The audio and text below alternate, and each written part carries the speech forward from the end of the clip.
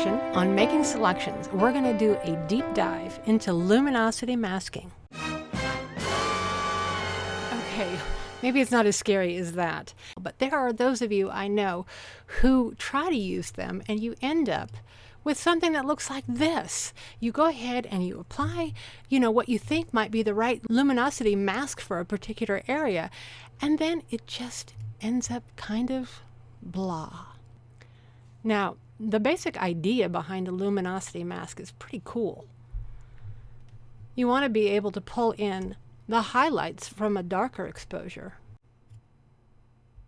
and the shadows from a lighter exposure. However, when you do that, what's occurring is that you are reducing contrast in an image. And so the way most luminosity masks are used, they're not kept exactly as they are. Typically, when you see people using them, they're altering the mask to some degree, they're painting on them, they're using the mask to isolate specific areas, etc. And that's why it's good to learn how to use luminosity masks, because they're a pretty powerful tool once you get them figured out, just as the channels themselves are the most powerful masking tool in Photoshop. So how luminosity masks are typically made are you Command or Control click on the RGB layer and you make an alpha channel from it.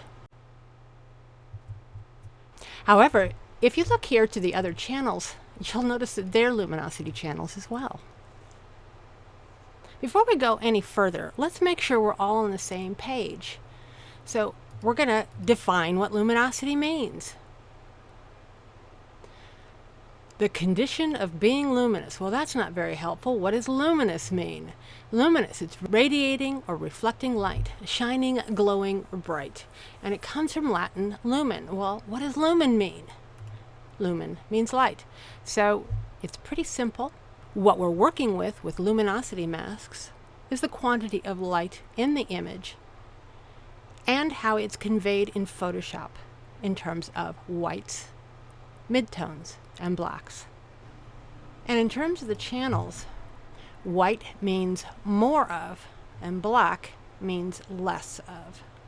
And you can see that here in the channels. When you take a look at the red, if we go back to our RGB, you see all these reds down here. And you look at the red and it's a lot lighter in here. The greens, no reds down here, so a little bit darker, a little bit grayer, but much brighter in the grassy areas. And of course, that blue channel, where you've got most of your blues in the sky here and very little down below except in this concrete areas and on the clock. Now, to get the most out of luminosity masks, you really need to learn how to make them. That's step number one. So what I did for you here was I just made a little cheat sheet so you can get an idea of all the keyboard shortcuts that are used in doing these. So you can always refer to this little cheat sheet as I go along.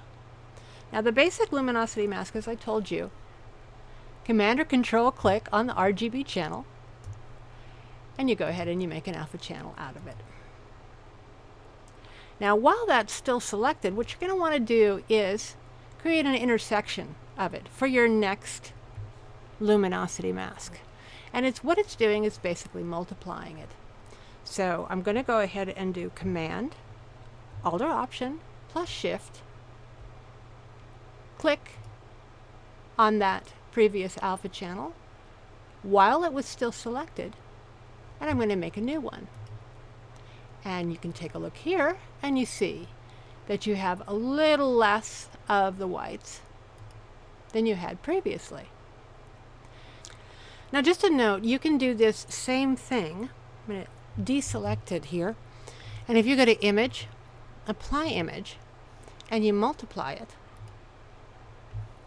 you get the exact same mask. So you understand a little bit now what's going on here with the intersect option. It's multiplying it. So I'm going to undo that. And we're going to continue on making some luminosity masks. Now after you make a luminosity mask, after you go ahead and click to make an alpha channel out of it, it will actually still be selected. So I'm going to go ahead and reselect this by command clicking on it. And then we're going to do that intersection thing a bit again by Command or Control, Alt or Option, and plus Shift, and I'm going to click on it. And I'm going to go ahead and make another mask. Now, what you notice that's happening here is that you're getting more and more of the brightest whites showing up in each alpha channel that you create. So if we go here, we have lots of whites. We have less whites, and we have less whites, and we're now starting to get to some of the brightest areas. So let's go ahead and do that again. Command or Control plus Shift plus Alt or Option, and it's already selected. Click on that to intersect or multiply it and create a new alpha channel.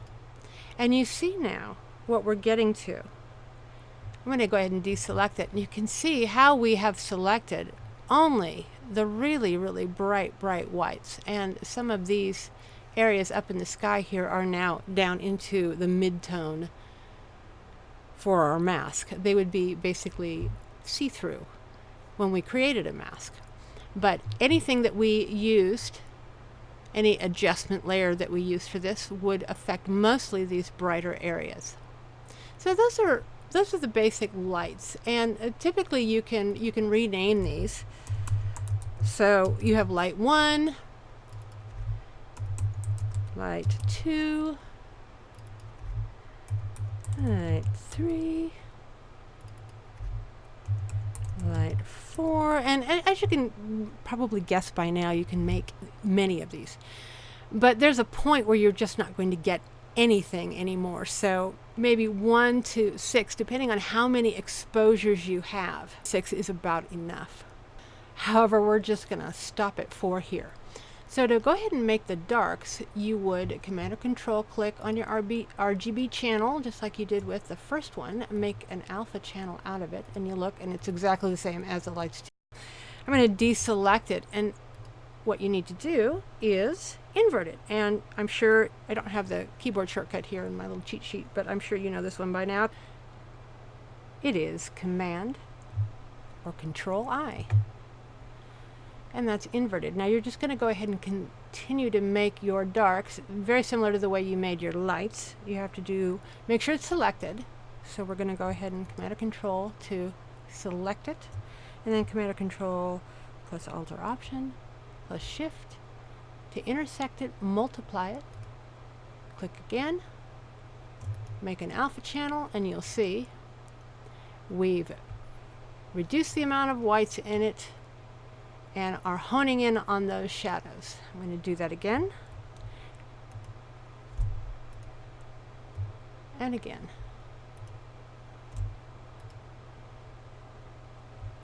Deselect it, and you see now we're getting down to the really shadowy parts of the image. And if you really want to isolate it to just as dark shadows as you like, you can make a couple more of these. But that's enough for now. And I'm going to go ahead and name these so I can remember what I have here.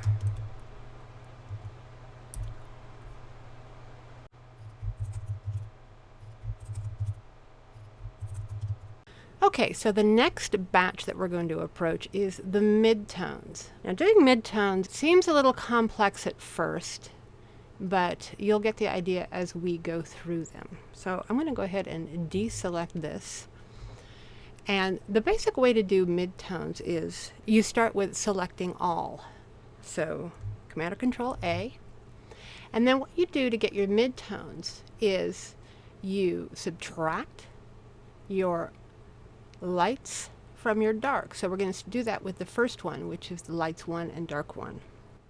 Command or Control plus Alt or Option plus click to subtract from a selection. So I just subtracted that one, and now we're going to subtract this one. And you'll get this message often.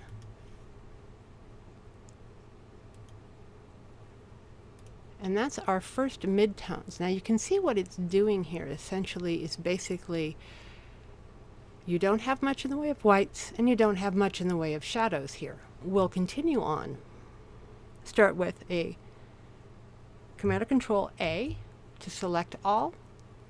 And then we're going to go to light 2, Command or Control Alter Option, click, and then to Dark 2. Click, still holding down those shortcut keys. And we're going to make an alpha channel from that, and that's your midtones 2. I'm going to continue and create the rest of them.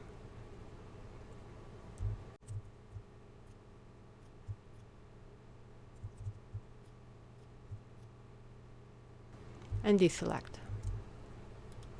Now, as you can see, this is another one where you could just continue on. However, there is going to become a point when you're not really going to be getting that fine degree of midtones. So I went ahead and renamed them all off camera so you didn't have to watch me go through all of that again. But I did want to show you, give you a quick example that might make it a little bit easier for you to see the midtones. So I'm going to set up a gradient here. Let's do a solid. Click OK. And we're going to just go ahead and go through that making the midtones process. So I'm going to Command or Control click on the RGB channel. Make a new alpha channel from that. I'm going to deselect. I'm going to go ahead and copy this one by dropping it onto the new channel icon here. And I'm going to invert it. Command or Control I. And so that's basically our main initial luminosity mask of whatever image you're seeing. And this is the inverse. It's the darks. This is the lights. Whoops, sorry. This is the lights and this is the darks. Now if I go ahead and select all and Command or Control Alt or Option click on this one and this one and make a new alpha channel out of it, you can see the midtones there, and it makes it a little bit easier to get the idea rather than trying to look at these and figure out what's going on. So I'm going to go ahead and just delete these. I'm holding down my Shift key as I select them all and just drop them into the trash can. We don't need them, and I can delete this one as well. So your first exercise for luminosity masking is to go ahead and make all of these. I know. It's a lot of work, but okay, that said, you need to at least approach these on your own. You can go ahead and buy one of these programs. They are really just a set of actions is all they are in a very nice interface. I've seen several of them out there. They work very well. But it's a good idea for you to get an idea of how this process works so that you will not be stuck having to use somebody else's programs if you don't want to. So for your exercise, you're going to go ahead and make 4 of the lights, 4 of the darks, and 4 of the midtones.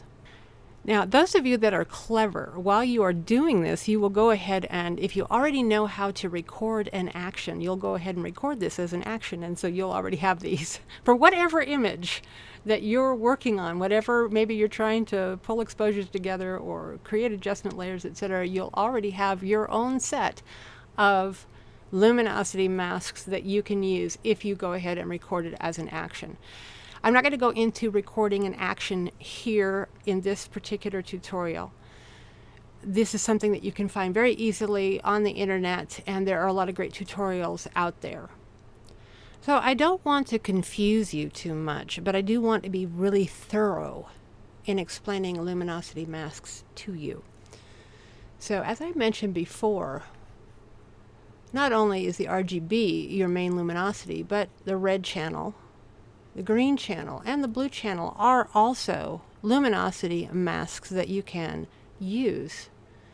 You can alter these in the same way with various selection methods.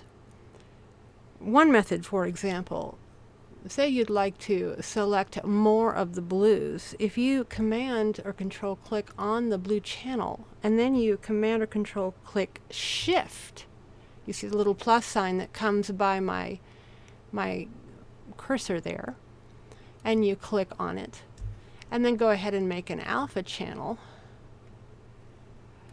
You see you're getting a lot more visible areas with which to create a mask from. You can do this with any of the channels. You can add and get down to where you've got a ton of white. We can just do this again.